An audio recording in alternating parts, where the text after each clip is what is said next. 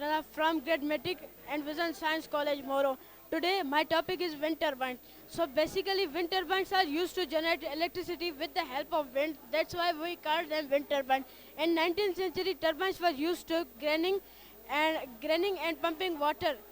In modern time, these turbines are used to generate electricity with the help of wind. That's why we call them wind turbines.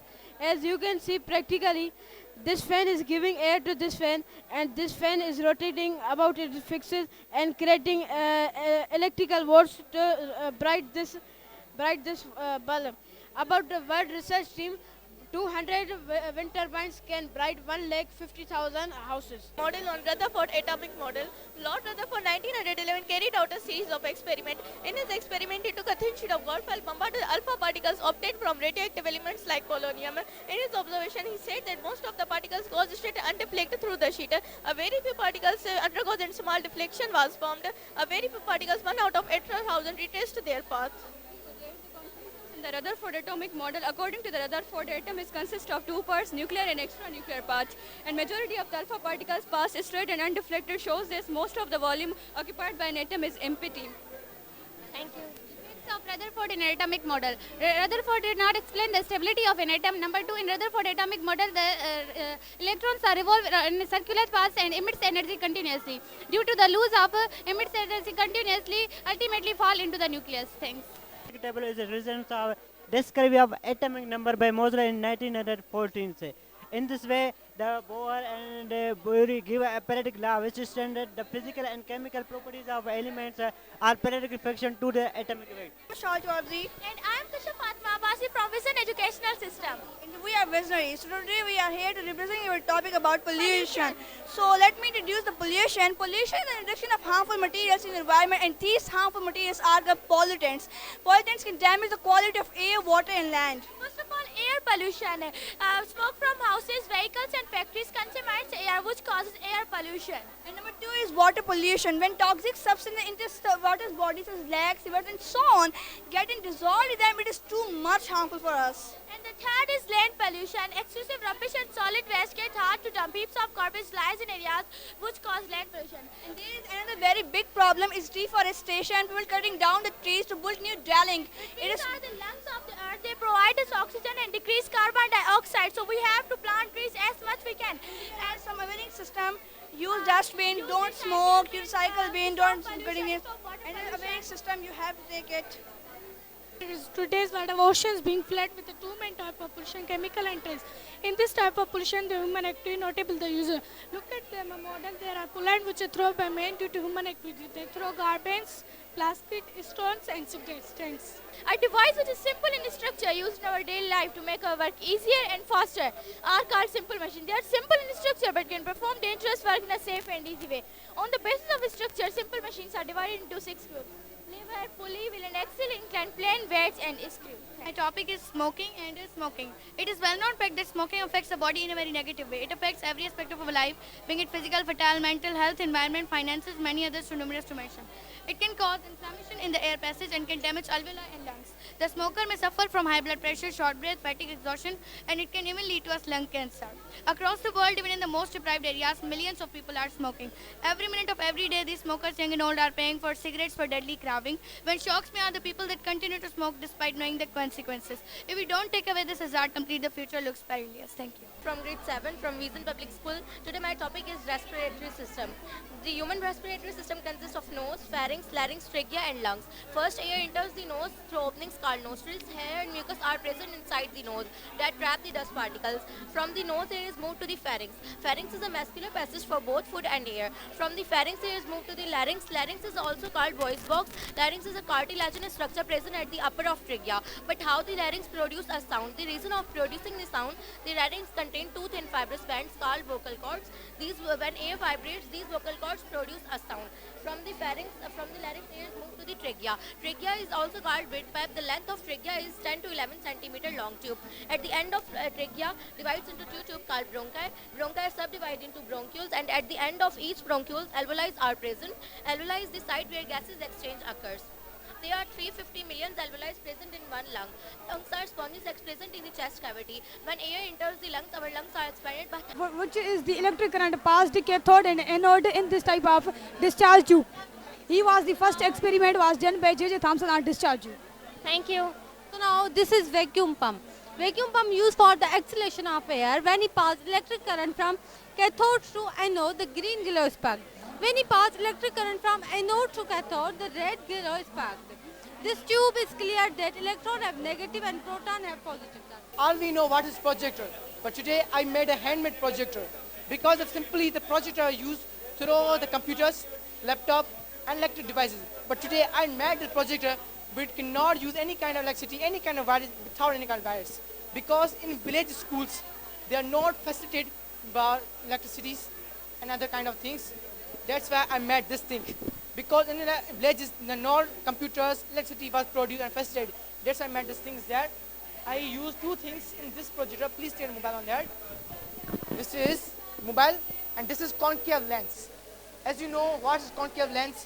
The concave lens is 6.5 concave lens and displacement between these two things are 13.5. This thing I will made for this residency was on a slim surface. As you can see, what is using for that. This project I think this is project is very useful for village students. तो मैं Bairiya foundation college से हूँ। आज का जो ये project है वो है wind power house. हम सब विंड एनर्जी यूज़ करते हैं जो कि विंड एनर्जी में यूज़ होती है विंड टर्बाइंस। जब विंड टर्बाइंस रोटेट करते हैं ना हवा के ज़रिए तो उसमें इलेक्ट्रिसिटी प्रोड्यूस होती है। लेकिन जो विंड एनर्जी है ना वो हवादार जगह पर लोकेटेड होती है। इससे एक रूम है, यहाँ पे इतनी हवा नहीं है, इससे बैटरी की हेल्प से हम लोग हम इलेक्ट्रिसिटी प्रोड्यूस कर रहे हैं। ये बैटरी इसके साथ कनेक्टेड है लेकिन इसे पावर दे रही है, ये रोटेट हो रहा है, इसकी रोटेशन पे ये डिपेंड कर रहा है। जब इसे इसकी हवा लग रही है ना तो ये काइनेटिक एनर्जी इसमें प्रोड्यूस हो रही है। तो काइनेटिक एनर्जी चेंज हो रही है मैकेनिकल एनर्जी में, और जो मोटर है मैकेनिकल एनर्जी को इलेक्ट्रिसिटी में कन्वर्ट कर रहा है, तब जाके हमारे घर में इलेक्ट्रिसिटी प्रोड्यूस हो रही है। इतने असांखे ॾाढो मज़ो थो अचे ऐं मोरो में ही ॿियो फंक्शन थियो आहे त जीअं ॿारनि खे ख़बर पए त हिते एक्टिविटी ॾाढियूं ॿारनि खे भलियूं था लॻनि। नानावटी गवर्नमेंट गर्ल्स कॉलेज मोरो हिन प्रोग्राम के वठी अगर तव्हां मूंखां पुछण था चाहियो त मां चवां थी हिकिड़ी सुठी काविश आहे ऐं ख़ासि करे जेका ही टीम आहे उन ते इलाही बहितरीनु कमु कयो आहे। ऐं उन खां अलावा मोरे जे सिविल सोसाइटी ऐं प्लस एजुकेशनल सोसाइटी जेके ॿार आहिनि एजुकेशनल ॿार आहिनि उन्हनि जे लाइ हिकिड़ी वाइड हिकिड़ी माने हिकिड़ो वॾो प्लेटफॉर्म आहे जिते असांखे हीअ एॾियूं ख़ूबसूरत शयूं ॾिसण में बि अचनि। जेको टैलेंट आहे हीअ यानी प्रिय वांगुरु फाटी निकितो आहे हीअ टैलेंट। मां त ख़ासि करे हिन स्टाल खे ॾिसी वॾे अजब में पई आहियां त हेॾा मोरे में हेॾा हसीन हेॾा ख़ूबसूरत हथ बि आहिनि छोकी हेॾियूं ख़ूबसूरत शयूं क्रिएट था कनि। इहे लिकियल शयूं हुयूं जेको हिन हिकिड़े विजन स्कूल जे सर मोहसिन शाह जेके उनखे उभारियो आहे। न सिर्फ़ु इहो पर मुख़्तलिफ़ कॉलेजिस ऐं स्कूल खे पिणु पार्टिसिपेट कराए उन्हनि जो टैलेंट ज़ाहिर कयो अथसि।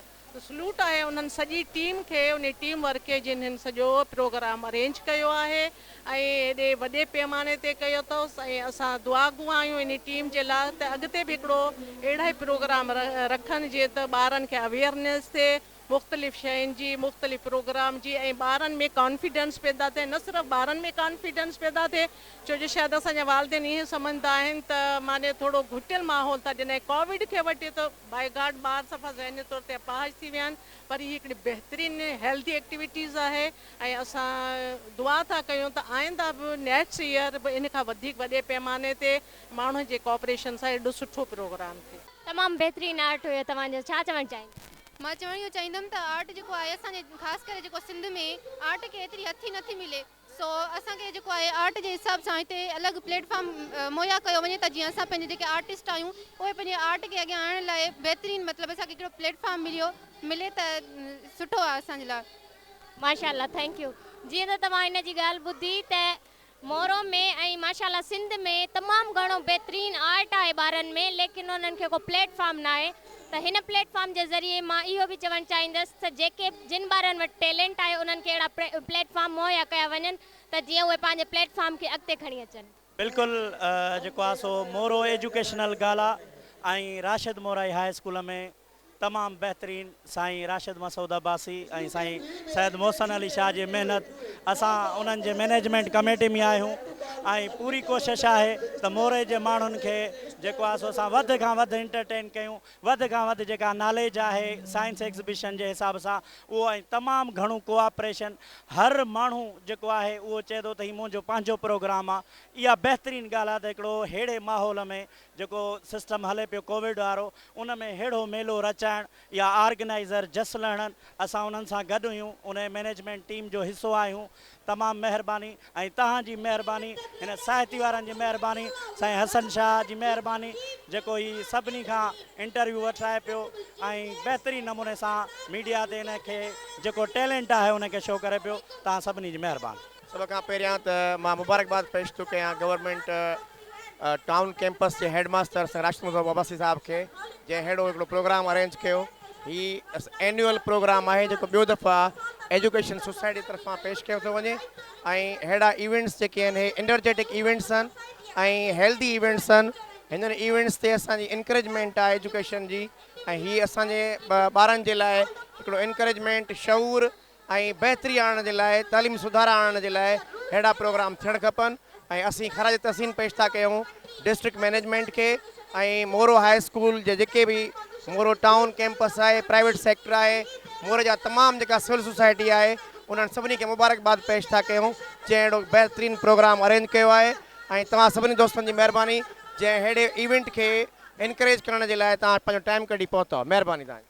अल्हम्दुलिल्लाह आऊं इंतहाई ख़ुशि थो आहियां जो मोरा एजुकेशनल गाला जे नाले ते हे सेकेंड अटैम्प्ट थिए पियो थो ऐं हिन में मुख़्तलिफ़ मकतब फ़िक्र जे माण्हुनि ऐं मुख़्तलिफ़ स्कूलनि जे शागिर्दनि हिसो वरितो आहे ऐं इहा इंतहाई ख़ुशी जी ॻाल्हि आहे जो अहिड़ा प्रोग्राम मोरे जहिड़े शहर में थियनि पिया ऐं थियणु घुरिजनि छो जो मोरो अहिड़ो शहर आहे जेको सिंध सूबे जी दिलि आहे ऐं हिन प्रोग्राम मां ॿारनि खे इलाही फ़ाइदो थींदो, ॿारनि जी लर्निंग थींदी। पर आउं ईअं चवंदुसि ॿारनि जी न बल्कि असां उस्तादनि जी हर माण्हू जी लर्निंग थिए थी, मुख़्तलिफ़ नमूने सां थिए थी छो जो इन में इलाही मॉडल्स तयारु कया विया आहिनि, ॿारनि जा स्किल्स डेवलप पिया थियनि।